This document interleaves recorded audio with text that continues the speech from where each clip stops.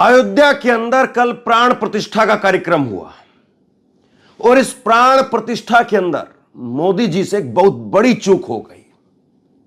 और इसको संयोग की बात कहें या प्रयोग की बात कहें, लेकिन नुकसान तो मोदी जी को इसका जरूर होगा। दूसरी बड़ी खबर मैं आपको इसके साथ साथ आपको दिखाने वाला हूं। कल दिन भर आपने तस्वीरें देखी, दिन भर आपने कल तस्वीरें देखी टीवी के ऊपर और कई दिनों से लगातार देख ही रहे हैं। अब भी टीवी पर वही खबरें चल रही होंगी, राम मंदिर के प्राण प्रतिष्ठा के। लेकिन एक तस्वीर मैं आपको दिखाऊंगा जो राम राज की नहीं, गुंडा राज की बात करती है। एक तस्वीर मैं आपको दिखाऊंगा जो उत्तर प्रदेश की ही राजधानी लखनऊ से आई है और जहां पर डीजे लगा करके, बाकायदा डीजे लगा करके किसी को मां बहन की गालियां दी जा रही है। वो राम राज की नहीं, गुंडा राज की कहानी को बयां करती है। मैं आपको आगे वो खबर दिखाऊंगा, लेकिन पहले जरा राम मंदिर के प्राण प्रतिष्ठा कार्यक्रम के अंदर मुझे लगता है कि एक बहुत बड़ी चूक हो गई और वो बहुत बड़ी चूक संयोग से हुई है, प्रयोग से हुई है। और मोदी जी को इसका नुकसान क्या होगा, इस बात को जरा समझ लीजिए। कल राम मंदिर का प्राण प्रतिष्ठा का कार्यक्रम हुआ और इस कार्यक्रम के अंदर आप उंगलियों पर नाम गिनते गिनते थक जाएंगे। जो बड़े नाम हैं उनके बारे में बात कर रहा हूं, लेकिन वो नाम कम नहीं होंगे। लेकिन जो नाम वहां पर होने चाहिए थे, जो शख्सियत वहां पर होनी चाहिए थी, वो नहीं पहुंच पाए। सोमनाथ मंदिर का स्थापना आपको पता है, सोमनाथ मंदिर का उद्घाटन हुआ, वो आपको पता है 1951 के अंदर। और उस वक्त में पंडित जवाहरलाल नेहरू ने खुद नहीं गए, बल्कि पंडित जवाहरलाल नेहरू ने उस वक्त में देश के प्रथम राष्ट्रपति राजेंद्र प्रसाद को भेजा। और एक आज मौजूदा समय में नरेंद्र मोदी की सरकार, राष्ट्रपति जी इस कार्यक्रम के अंदर नहीं आई, प्रधानमंत्री आए, या यूं कहें कि केवल और केवल प्रधानमंत्री आए, बस राष्ट्रपति जी नहीं आई। राष्ट्रपति जी की आई तो सिर्फ 3 पन्नों की चिट्ठी आई। अब उस चिट्ठी में क्या कहा है मैं आपको आगे बताऊंगा। लेकिन जरा सोचिए, एक नेहरू जी का कद था, नेहरू जी का एक कद था जो खुद नहीं गए, लेकिन राष्ट्रपति जी को भेज दिया। और एक आज नरेंद्र मोदी जी जो खुद गए, लेकिन राष्ट्रपति जी को नहीं बुला पाए, उपराष्ट्रपति जी को भी नहीं बुला पाए, या यूं कहें कि बुलावा तो जरूर गया था, लेकिन वो आए नहीं। इतना बड़ा कार्यक्रम हो रहा है और ऐसा नहीं कि कल राष्ट्रपति जी की तबीयत खराब थी, वो एक कार्यक्रम में शामिल हुई। कल देर शाम दिल्ली के अंदर एक सरकारी कार्यक्रम था और उस कार्यक्रम में वो बाकायदा शामिल हुई। वहां पर स्मृति ईरानी उस कार्यक्रम के अंदर थी। तो राष्ट्रपति जी आखिरकार कहां थी, क्यों नहीं बुलाया गया, या क्यों नहीं जो है वो सुनिश्चित किया गया कि राष्ट्रपति जी वहां पर आए, प्रधानमंत्री उनके पीछे पीछे चले, या यही लाइन कि राष्ट्रपति जी आए और वो आगे आगे चलें और फिर उसके बाद में प्रधानमंत्री उनके पीछे पीछे चले। क्या यही लाइन थी जो बीच में रोड़ा बन रही थी, जिसकी वजह से राष्ट्रपति जी नहीं आई? उनकी 3 पन्नों की चिट्ठी अपने आप में बहुत कुछ कहती है, आगे मैं आपको बताऊंगा। लेकिन केवल एक नाम हो तो सोच सकते हैं कि चलिए एक नाम है। राष्ट्रपति जी नहीं आई, उपराष्ट्रपति नहीं आए, आडवाणी नहीं आए, मुरली मनोहर जोशी नहीं आए। ये वो लोग हैं, आडवाणी, मुरली मनोहर जोशी, ये वो लोग हैं जो इस मंदिर के, राम मंदिर के पुरोधा रहे, लेकिन नहीं बुलाया गया। पहले खबरें आई कि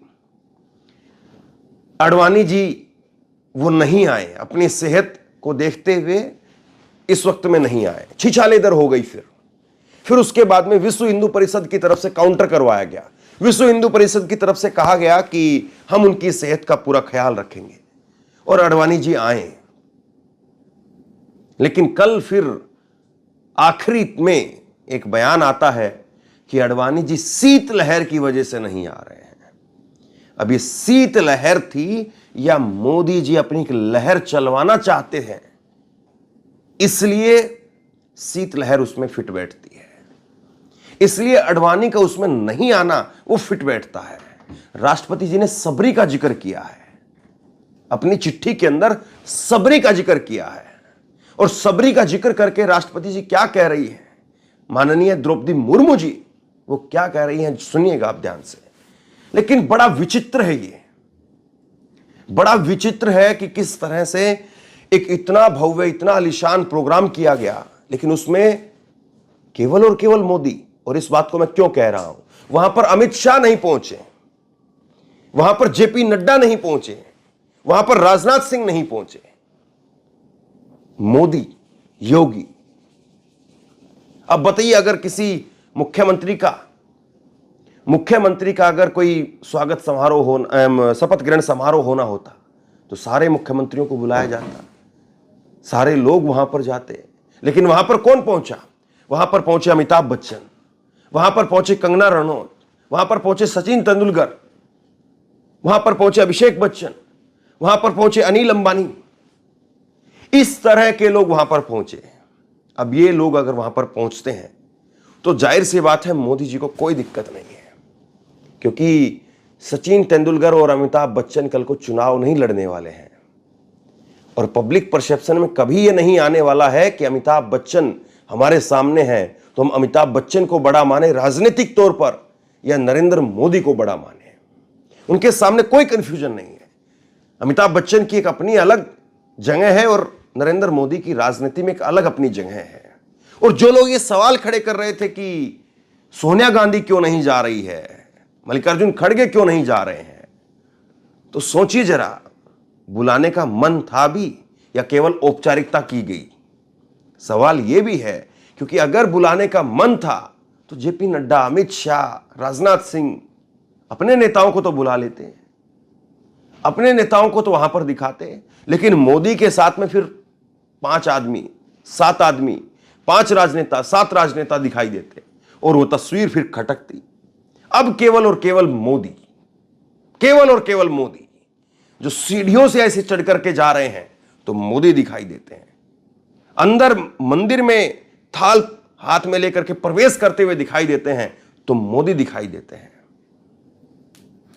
वहां पर प्राण प्रतिष्ठा के कार्यक्रम में मोहन भागवत दिखाई देते हैं, योगी आदित्यनाथ दिखाई देते हैं, क्योंकि प्रदेश के मुख्यमंत्री हैं। अगर शायद योगी आदित्यनाथ भी असम के मुख्यमंत्री होते, अरुणाचल प्रदेश के मुख्यमंत्री होते, तो शायद क्या पता उनका भी लिस्ट में नाम आता या नहीं आता।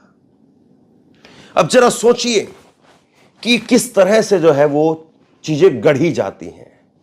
2024 के चुनाव के लिए एक तरफ कहा जा रहा है कि नरेंद्र मोदी अब 450 सीट जीत जाएंगे, और उस पर ज्यादा डिटेल में जाने की आज जरूरत नहीं है, क्योंकि अभी ये मंदिर को लेकर के, और मुझे लगता है कि जो बीजेपी देख रही थी, सपना देख रही थी, और मैं जिसको लेकर के मान रहा था, पहले भी मैंने 1-2 बार बोला है इस बात को लेकर के कि इसका आकलन अभी नहीं हो सकता है। इसका आकलन 10 से 15 दिन के बाद होगा, कम से कम 15 दिन बाद, और 1 महीना भी लग सकता है, क्योंकि मंदिर एक बड़ा मुद्दा है। लेकिन लोगों का जो गुस्सा है मुद्दों को लेकर के, महंगाई को लेकर के, बेरोजगारी को लेकर के, मारामारी को लेकर के, वो मंदिर से खत्म नहीं होने वाला है।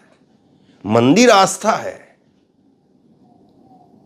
और आस्था के अलावा जो जरूरत है वो तो अपनी जगह टिकी रहेगी। मंदिर व्यक्ति सुबह सुबह जाता है, अपने घर से निकल करके अपने गांव के मंदिर में जाता है, मत्था टेकता है, लेकिन उसके बाद में जो जरूरत है कि नौकरी पर जाना पड़ेगा, दौड़ करके बस पकड़नी पड़ेगी, या किक मार करके बाइक से पहुंचना पड़ेगा, या गाड़ी की चाबी घुमा करके निकलना पड़ेगा, तो वो करना पड़ता है साहब। आप ये कहें कि मंदिर सुबह सुबह चले गए हम और उसके बाद में दिन की पूरी दिनचर्या वो यहीं पर कुर्सी पर, खाट पर बैठ करके खत्म हो जाएगी, तो नहीं हो पाएगी। अब जरा आइए दूसरी खबर पर। दूसरी खबर मैं सुनवा तो आपको नहीं पाऊंगा, शब्द तो मैं आपको नहीं सुनवा पाऊंगा, लेकिन तस्वीर जरा आप देख लीजिए। तस्वीर जरा आप देख लीजिए कि क्या यही रामराज है, और क्या यही रामराज नरेंद्र मोदी लाना चाहते हैं? और अगर यह रामराज है तो गुंडा राज किसको कहा जाए? ये तस्वीर है कल की लखनऊ की, उत्तर प्रदेश के राजधानी लखनऊ, डबल इंजन की सबसे मजबूत राजधानी लखनऊ की। लखनऊ के हजरतगंज चौराहे के ऊपर डीजे लगाया गया। डीजे लगा करके वहां पर गालियां सीधे तौर पर गालियां। वहां पर गालियां लिखी गई, वो गालियों के गाने बोल थे, जो भारत में देशद्रोही है, जो भारत में देशद्रोही है उसकी मां का, अब आगे मैं शब्द नहीं बोल पाऊंगा। आप ये रामराज लाना चाह रहे हैं? अरे राम का कद वो था कि एक व्यक्ति ने सवाल उठाया तो राम जी सीता के ऊपर आ गए। हमने तो रामायण में यह प्रसंग पढ़ा है कि एक व्यक्ति ने सीता की पवित्रता को लेकर के सवाल उठा दिया तो बात सीता माता तक आ गई। राम जी का कद तो हमने वो सुना है, हमने राम जी का कद या राम जी के बारे में तो ये नहीं सुना है कि कोई राम के मंदिर के लिए जाए या कोई राम के प्राण प्रतिष्ठा के दिन किसी की मां का ये करे। राम जी ने तो अपनी कभी कौशल्या मां की कोख को इस तरह से नहीं लजाया जिस तरह से ये राजनीतिक छर्रे मैं इनको कहूंगा, और कुछ नहीं है ये। और अगर ये राजनीतिक छर्रे नहीं होते ना तो अभी तक तो ये सलाखों के पीछे नहीं होते। अभी तक तो हाफ एनकाउंटर जो उत्तर प्रदेश में फेमस है उसकी भेंट चढ़ गए होते, और ना केवल इनके घर ध्वस्त हो गए होते, ना केवल इस वक्त में खबरें चल रही होती कि इनके घर तोड़ दिए गए हैं, बल्कि खबर चल रही होती कि भूलवश इनके पड़ोसी का घर भी तोड़ दिया गया है। और ऐसी कई खबरें मैं बता चुका हूं आपको, मैं हवा में बात नहीं करता हूं। कई खबर इससे पहले मैं बता चुका हूं जहां पर पड़ोसी के घर को भी निपटा दिया गया कि यह समझा गया कि वो भी इसी का घर है और निपटा दिया गया उसको भी। या कई बार फिर जब बात मामला कोर्ट में पहुंचता है, और एक दो बार मामले पहुंचे भी हैं। मैंने खबर आपको दिखाई थी कि पड़ोसी वकील था और उसके वकील के घर को निपटा दिया गया था साफ, और वकील कोर्ट में पहुंच गया था। तो दलीलें दी जाती हैं कि साहब वो भी इनके साथ में थे या इन्होंने उनको शय देने का काम किया था। अब हर आदमी के पास में तो सीसीटीवी होता नहीं है, ले आइए, आप कहां से सबूत लेकर के आएंगे अपनी बेगुनाही का। और सोचिए अगर ये कोई मुस्लिम धर्म का कार्यक्रम होता और उसके बाद में मुस्लिम लड़के, मुस्लिम युवक अगर वो डीजे लेकर के निकल जाते और वो किसी की मां बहन का नहीं, और गजवा हिंद और फला फला भी अगर नारे लगा देते और चार विवादित और बातें या और कोई और चीजें अनाप शनाप बोल देते, तो सोचिए कैसे तूफान आग मच रही होती टीवी के अंदर। ये कैसे कह दिया, ये कैसे कह दिया, उस नेता की गिरीबान पकड़ते, उस नेता की गिरीबान पकड़ते। लेकिन अब उत्तर प्रदेश में रामराज है, रामनगरी के अंदर अयोध्या में भगवान राम की प्राण प्रतिष्ठा हो गई है। नरेंद्र मोदी जी सर्वे सर्वा हो गए हैं। नरेंद्र मोदी जी 450 सीट के इस वक्त में दावेदार हैं, अगली बार के लिए भी दावेदार हैं। और कौन बोले साहब, कौन जोखिम लेगा, कौन बोलेगा? यह तो रामराज नहीं हो सकता है। आप डीजे लगा करके हिम्मत देखिए, आप हिम्मत देखिए, हिम्मत। और इसको मैं हिम्मत कह रहा हूं क्योंकि उनको पता कुछ नहीं होने वाला है। ऐसे डंके की चोट पर 56 इंच की छाती इसी को कहते हैं। दरअसल 56 इंच की छाती इसी को कहते हैं जो बुजदिलों की तरीके से वो किसी दूसरे संप्रदाय के लोगों के बारे में ये कहने को कहा जा सकता है कि ये तो भारत के देशद्रोहियों के बारे में लाइन कही जा रही है। तो फिर इस पर मिर्ची लगने वाली बात क्यों है? कुछ अंधभक्त जो है मेरा नाम लेकर के जो है इस पर मुझे गालियां देंगे, मां बहन की गालियां देंगे मुझे भी, और वो कहेंगे कि देशद्रोहियों की बात हो रही थी, तुम्हें मिर्ची क्यों लग रही है? अरे अगर कोई भारत में कोई देशद्रोही रह रहा है तो आपकी सरकार मूंगफली छील रही है। अमित शाह जी क्या कर रहे हैं? मूंगफली छीलने का काम कर रहे हैं। योगी आदित्यनाथ क्या कर रहे हैं? मूंगफली छीलने का काम कर रहे हैं। अगर भारत में ही कोई आदमी रह रहा है और भारत का ही वो देशद्रोही है तो आदमी अभी तक भारत में खुली हवा में सांस कैसे ले रहा है? उठा करके जेल में डालिए उसको। और अगर आपको लगता है कि 20% आदमी इस देश का, अगर इन ये राजनीतिक छर्रों को लगता है कि इस देश का 20% आदमी वो देशद्रोही है, तो 20% आदमियों को जेल में डालिए साहब। बाकी जो जेल में हैं उनमें से देखिए कि कौन कौन सा आपके समुदाय के हिसाब से ठीक बैठता है, क्योंकि वैसे भी आप बिल्किस बानो के दोषियों को भी संस्कारी बता करके बाहर उद्घाटन उनका जो है वो स्वागत करते हैं फूल मालाओं से। तो जेल में से जगह बनवाइए थोड़ी सी, जो जो आपको लगता है कि नहीं संस्कारी हैं उनको बाहर करवाइए, और जो 20% आपको लगता है कि नहीं देशद्रोही हैं करवाइए उनको अंदर। ये कमाल की बात है, इस तरह की चीजें हमने कभी कल्पना तक नहीं की थी कि कोई डीजे लगा करके कोई किसी को वैसे बोलते हुए बोल भी देता है तो ये सोचता है कि कोई रिकॉर्ड तो नहीं कर रहा है, पलट करके चौंक करके एकदम से पीछे देखता है कि कोई सुन तो नहीं रहा है। लोग दबी जुबान में बहुत कुछ कह देते थे, दबी जुबान के अंदर अनाप शनाप बातें, अपने एजेंडे के हिसाब से बातें बहुत कुछ कहा करते थे लोग। लेकिन ये पहली बार हो रहा है क्योंकि अब उन लोगों के लिए राम राज आ गया है। ये पहली बार हो रहा है कि इस तरह से डीजे लगा करके बाकायदा मुनादी की जा रही है, डीजे लगा करके बताया जा रहा है कि उखाड़ लो क्या उखाड़ सकते हो, कर लो क्या कर सकते हो, हम तो यही बोलेंगे। और सोचिए अब वो वीडियो चटकारे के साथ में अंधभक्त पूरा व्हाट्सएप पर धूम मचा रहे होंगे। लखनऊ पुलिस का मैं जवाब देख रहा था देर शाम को, लखनऊ पुलिस ने जवाब दिया कि हजरतगंज की पुलिस एसएचओ वो इसको देखें। फिर उसके बाद में आगे की बात बढ़ाई गई, आगे बात हुई, इधर बात हुई। अरे भाई पूरी लखनऊ के अंदर सीसीटीवी लगे पड़े हैं, पूरी लखनऊ में सीसीटीवी लगे पड़े हैं, और आप कर क्या रहे हैं? आपको तो कायदे से जो है वो इस रामराज वाले जो तथाकथित ये जो भक्त बने पड़े हैं इनको जो है वो अभी तक तो इनका इलाज हो जाना चाहिए था, अभी तक तो इनका इलाज हो जाना चाहिए था, लेकिन इनका इलाज जो है वो दिखाई नहीं दे रहा है। इनका इलाज यूपी पुलिस वो कर पाई है कि नहीं कर पाई है, तो आप ढूंढते रहिए खबरों के अंदर। मैं भी कोशिश कर रहा हूं कि वो आपको अगर आप कोई अपडेट आया है तो, लेकिन कोई अपडेट मुझे जो है वो दिखाई नहीं दे रहा, कोई इस तरह से अपडेट कि दिखाई दे रहा हो। तो साहब ये बातें हैं, आप जो है वो अपने आप को ऐसे सर्वे सर्वा बनाना चाहते हैं कि आप अपने नेताओं को, क्योंकि अमित शाह को बुलाते तो जेपी नड्डा को बुलाना पड़ता, भाई पार्टी के अध्यक्ष हो गए, फिर वो गृह मंत्री को बुला रहे हैं तो पार्टी के अध्यक्ष को बुलाना पड़ेगा, पार्टी के अध्यक्ष को बुला लिया, गृह मंत्री को बुला लिया तो रक्षा मंत्री को बुलाना पड़ेगा, रक्षा मंत्री को बुला लिया, गृह मंत्री को बुला लिया तो महिला बाल विकास मंत्री को बुलाना पड़ेगा, इसको बुलाना पड़ेगा, उसको बुलाना पड़ेगा। फेरिस्त देखिए कितनी लंबी हो जाएगी। अब जरा चिट्ठी देख लीजिए आप, जो राष्ट्रपति जी की जो चिट्ठी है उसको देखिए आप।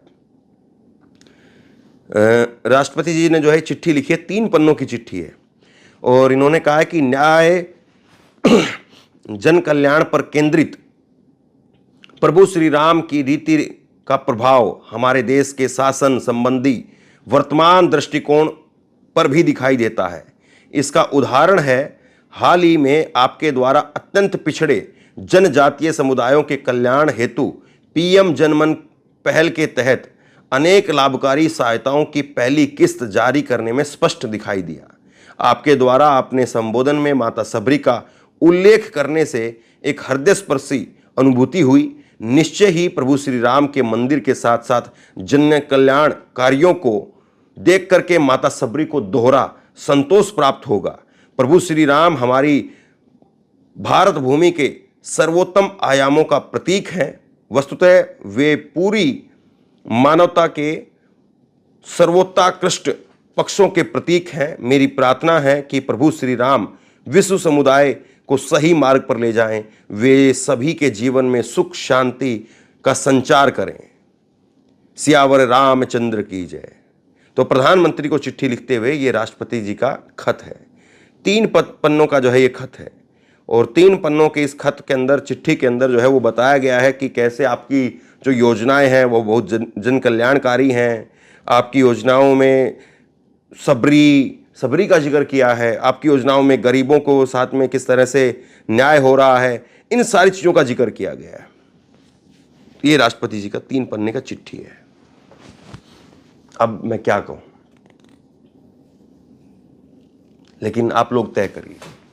देश तय करेगा, दुनिया तय करेगी, जैसे इतिहास तय करेगा। जैसे मैंने अभी वीडियो की शुरुआत में सोमनाथ मंदिर का जिक्र करते हुए जवाहरलाल नेहरू और राजेंद्र प्रसाद के बारे में आपको बताया, तो वो इतिहास की बातें हैं, उनको आप झुठला नहीं सकते हैं, भुला नहीं सकते हैं। और कल जो कुछ हुआ है, आज जो कुछ होगा, कल जो कुछ होगा, वो सब दर्ज तो हो रहा है, लिखा तो जा रहा है। छोड़ दीजिए इस बात को कि किस चैनल ने कितना दिखाया, छोड़ दीजिए इस बात को कि किसने कितना महिमा मंडन किया। अब तो मैं देख रहा हूं कि गोदी मीडिया के अंदर ऐसे पूरा स्टूडियो बना करके, नंगे पैर होकर के, खड़े होकर के एंकरिंग की जा रही है। बड़ी बात नहीं है 2024 तक ये अगरबत्ती, धूप बत्ती, घंटी, घड़ियाल सब कुछ लेकर के बैठेंगे, शंख बजा करके, नमस्कार मैं अंजना ओम कश्यप, ऐसे हो सकता है शुरुआत हो। सारी डिबेट के अंदर, सारी अब जो है वो इनके कार्यक्रमों के अंदर ऐसे ही हो सकता है क्योंकि अब कई एंकर मैं देख रहा था कल, स्टूडियो बाकायदा बनवा करके और नंगे पैर उसमें खड़े होकर के। गजब बात है, वो सब कलाकारी है। हरे रंग का पर्दा होता है पीछे, और उस हरे रंग के पर्दे को सॉफ्टवेयर से बदल करके आप उसके पीछे जाए मंदिर का लगा लीजिए, शमशान का लगा लीजिए, हवाई जहाज का लगा लीजिए, पानी वाली जहाज का लगा लीजिए, रेगिस्तान का लगा लीजिए, बर्फ का लगा लीजिए, जैसा मर्जी आप चाहें पीछे बैकग्राउंड लगा लीजिए। और फिर उसमें भी आपको क्या नौटंकी करनी है साहब कि नंगे पैर आप खड़े हैं उसमें। अरे भाई वो एक हरा पर्दा है, सिर्फ मंदिर है ही नहीं।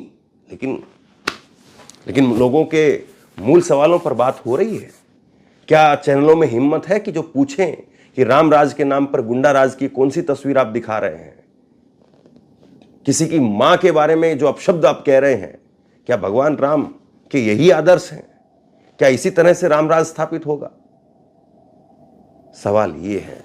और इन सवालों को अगर आपको लगता है कि मौजूदा समय के अंदर सही तरीके से, सही आवाज में अगर नहीं उठाया जा रहा, तो ये कम से कम आपकी जिम्मेदारी है। अगर आपको लगता है कि हम सही तरीके से सवाल पूछते हैं, सही तरीके से सवाल उठाते हैं, तो कम से कम आप इस बात में हमारा सहयोग दीजिए, शेयर कीजिए, इस खबर को लोगों तक पहुंचाइए, ताकि लोगों के जहन में एक साफ सुथरी तस्वीर बन सके कि हाँ ये चीज सही है, हाँ ये चीज गलत है, हाँ इस पर बात होनी चाहिए, ये राहुल गांधी ने गलत किया है, ये नरेंद्र मोदी ने गलत किया है, इस पर बात होनी चाहिए। और उसका तो मैं जिक्र ही क्या करूं कि कल राहुल गांधी को मंदिर जाने से रोक दिया गया। एक तरफ आप मंदिर, एक तरफ आप शिलान्यास इतना जबरदस्त जानदार तरीके से, और दूसरी तरफ एक आदमी को आप मंदिर जाने से रोक रहे हैं। कांग्रेस ने कहा कि राहुल अगर मंदिर पे चले जाते तो मोदी का चेहरा कैसे चमकता, मोदी का चेहरा चमकाना था, इसलिए राहुल को रोकना पड़ा।